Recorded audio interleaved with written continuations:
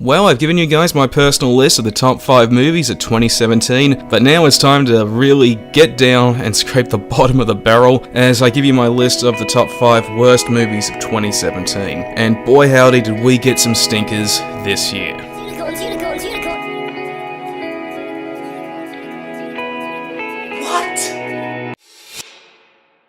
La La Land. I'll admit this.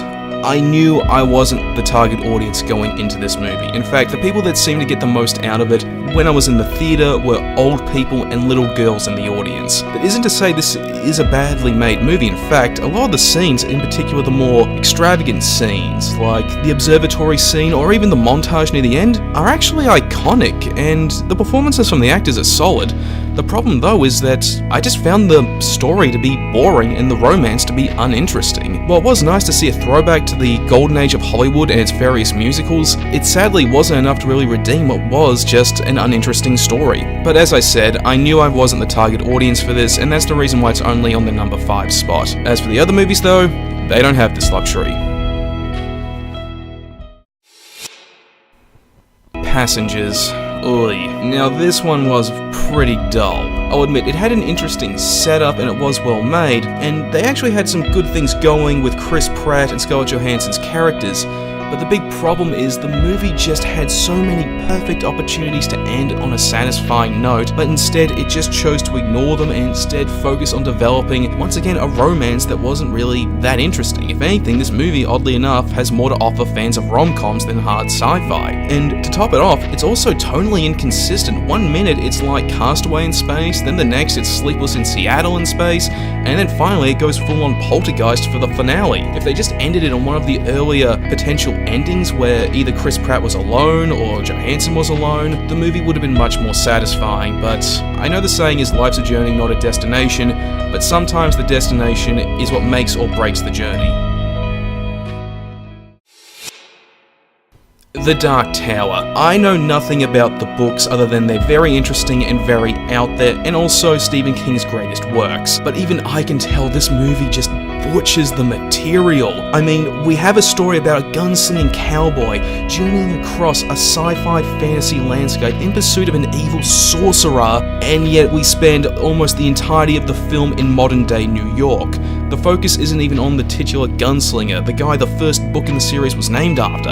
Instead, it focuses on this kid called Jake, who, instead of being his own character, is just an audience surrogate. We learn nothing about the world of the books, we're only ever hinted at certain things, and what little we do know just leaves us hungry for more that the movie doesn't even bother to show us. The villain Walter is also uninteresting, and the action, while technically solidly made, isn't anything to really write home about either. If anything, Sony just took what could have been an awesome, kick-ass movie and instead butchered it into one of the most bland films possible. It's kind of odd that 3 of the worst movies I saw in 2017 were all made by Sony Pictures. Getting the number 2 spot is the Emoji Movie. Now, an uninteresting and unoriginal script that stole from Toy Story, Wreck-It Ralph, and almost every classic kids film ever made. The characters were uninteresting and really only existed to give a half-assed message about being yourself, being true to who you are, and being accepted. It doesn't really go anywhere, it doesn't touch any new ground, and the premise alone just warrants mockery for how stupid it is. I know it's possible to make a good story out of anything, but they didn't even try. They just went for the easiest route possible and half-assed it as best they could. If you have kids, just show them the original Shrek movie, because I honestly think that if you show this film to a child, it should count legally as child abuse. Now, before we get to the final and absolute worst film of 2017, here are a few dishonorable mentions.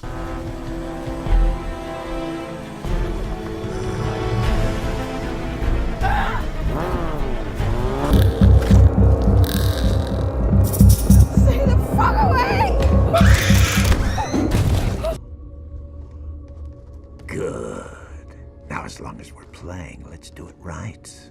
There's no need to stop it. Who? Sorry, what else is there? How?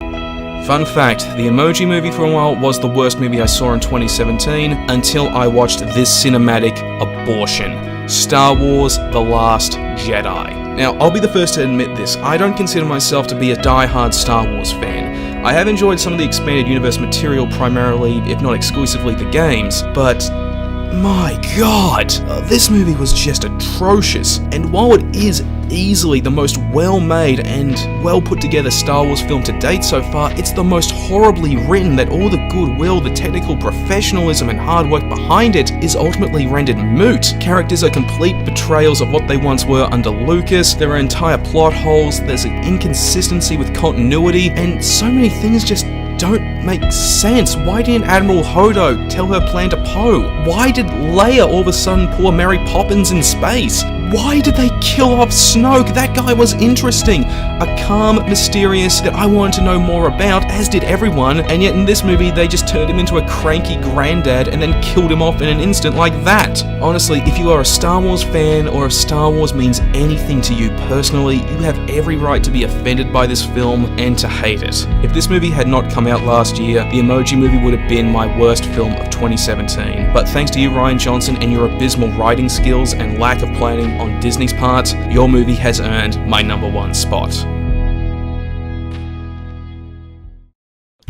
Alright, thank you so much for watching this video, I really do appreciate it, and if you really like the video, then how about you also like, favorite, and subscribe, and for updates on videos that I'm working on, then feel free to check out my Minds blog, link in the description below. Also, work's become very hectic, I'm gonna be working full time now, which means I'm gonna have less time to make videos, but according to my boss, I'll have a lot more free time come winter, so expect my upload schedule to be much more erratic, but again, feel free to check out my Minds channel or even my Gab, so that way you can actually get updates on whatever it is I'm working on at the time.